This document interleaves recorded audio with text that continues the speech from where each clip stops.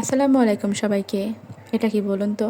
রং বেরঙের Sandesh recipe share করলে বুঝতে পারবেন কতটা সহজ।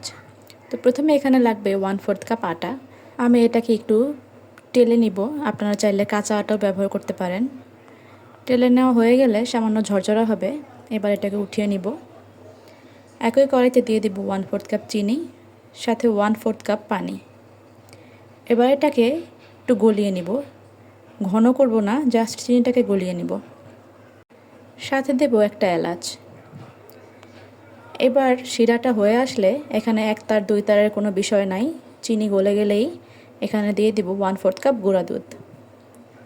গুঁড়া দুধটাকে খুব ভালো করে মিলিয়ে নিব, দানা ভাব থাকলে চলবে না। মিলিয়ে নেওয়া হয়ে গেলে এখানে দিয়ে দিব সেই আগে থেকে ভেজে রাখা আটা। সবই কিন্তু একই পরিমাণের, মানে 1/4 কাপ। আটাটাকেও খুব ভালো করে মিলিয়ে নিতে হবে। একটু খেয়াল রেখে আস্তে আস্তে করে এটাকে মিলিয়ে নেবেন। এবারে দিয়ে দিব 2 চা চামচ ঘি।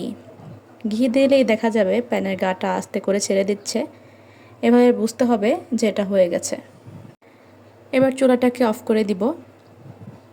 কিছুক্ষণ নামিয়ে ঠান্ডা করে নিব। হাত দিয়ে ধরা যায় এমন।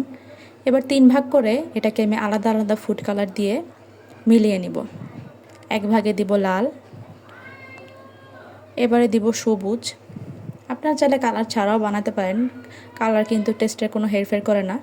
অসম্ভব মজার এই মিষ্টিটা। যখনই মিষ্টি খেতে ইচ্ছা করবে তখনই ঝটপট বানিয়ে নেবেন। আরেকটা দলা আমি সাদাই রাখবো ডিজাইনের জন্য। তো এবারে একটা পলিথিন বিছিয়ে নিয়েছি, সেখানে লম্বা করে প্রথমে সাদাটাকে রেখে দিব। তারপর লাল লাল গোলাটাকেও লম্বাটা করে নিব, মানে পরপর বিছিয়ে দিব তিনটাই। এবারে পলিথিনটাকে ধরে ভিডিওতে দেখানো অনুযায়ী এরকম করে মুড়িয়ে নিব। মুড়িয়ে নেওয়া হয়ে গেলে একটু ডলা দিব যাতে মিলে যায় তিনটা একসাথে। এবারে ফ্রিজে রেখে দিব প্রায় 15 মিনিট। 15 মিনিট পর চলে আসলাম। এটা শক্ত হয়েছে। আপনারা আরও একটু সময় ফ্রিজে রাখবেন, তাহলে আপনাদের কাটতে সুবিধা হবে। অথবা সুতা দিয়েও কাটতে পারেন, তাহলে শেপটা নষ্ট হবে না। আমি এখানে ছুরি নিয়েছি, যার কারণে এটা একটু শেপটা এবড়ো থেবড়ো হয়ে যাচ্ছে। একটা কেটে দেখাচ্ছি, দেখুন। দেখতে আসলে যেমনই হোক, খেতে কিন্তু 100% অনেক মজাদার। বানানোর সাথে সাথেই আমার মেয়ে অনেকটা খেয়ে ফেলেছে।